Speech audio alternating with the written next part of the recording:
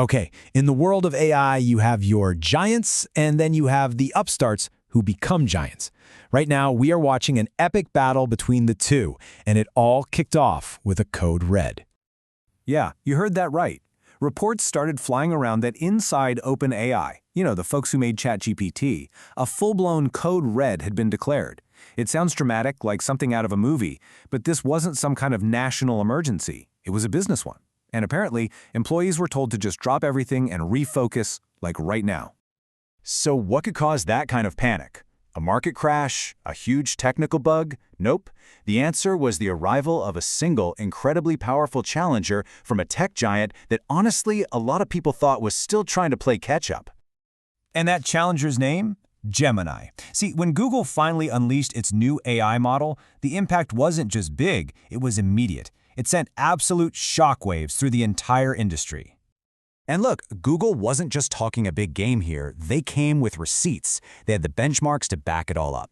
Gemini started outperforming the other models on all these tests designed to push AI to its absolute limits. We're talking acing complex trivia and even answering medical exam questions. I mean, when a titan of the tech industry like Mark Benioff says something like this out loud, in public, people listen. That kind of high-profile praise was a super clear signal to the market that ChatGPT's crown was now officially up for grabs. And it wasn't just talk. That praise translated directly into some pretty staggering numbers. In just a few months, Google's AI user base absolutely exploded. This put immense, very real pressure on OpenAI.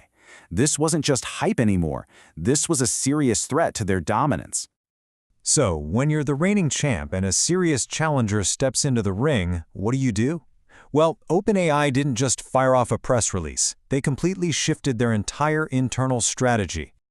They hit the big red button, they initiated this code red, which basically meant it was all hands on deck. All other projects pushed to the side. The goal was simple and singular: defend their top spot by making their main product, ChatGPT, absolutely irresistible.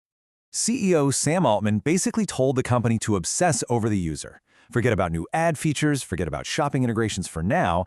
The new mission was all about making the product faster, more reliable, more personal, and even developing a secret weapon, a new countermodel codenamed Garlic, designed specifically to take on Gemini. But, this whole battle isn't just about which chatbot is better today. It's actually a war of ideas. It's a fundamental disagreement about the very future of how AI is supposed to get smarter. So, this is the crucial question that's pretty much splitting the entire AI community in two. For years, the main strategy was simple. If you want to make AI smarter, you just make it bigger. More data, more computing power. But now some of the absolute brightest minds in the field are starting to argue that this brute force strategy might have finally hit a wall. This whole debate has created two totally opposite camps, and what's wild is that they even exist within the same companies. One side believes we've hit a ceiling and just making models bigger isn't going to cut it anymore. We need totally new ideas. But the other side, which includes OpenAI's own research chief, insists that no, scaling is far from dead and there's still so much room left to grow just by getting bigger. The tension between these two ideas is so well known that it's literally become an inside joke in the AI community. You know it's a serious debate when the top researchers in your field are getting turned into memes about their disagreements. So, while Google and OpenAI are locked in this absolutely frantic race to the top, there's another giant that's playing a completely different game. It's just watching, patiently, from the sidelines. You might have been wondering, hey, where's Apple in all of this? Well, their absence from the front lines of this AI war is completely by design.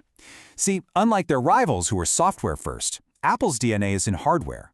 A buggy AI can be patched with a software update, but a flawed AI integrated into a billion iPhones? That's a brand catastrophe you can't just fix. They have to get it right the first time. This really breaks down the three totally different strategic positions, right? OpenAI has to move fast. For them, it's a race to profitability. Google is leveraging its gigantic existing infrastructure to play catch-up and try to dominate. And Apple? Well, Apple can just afford to sit on its mountains of cash, wait for all the dust to settle, and then partner with whoever comes out on top to integrate the best tech seamlessly into all of our pockets.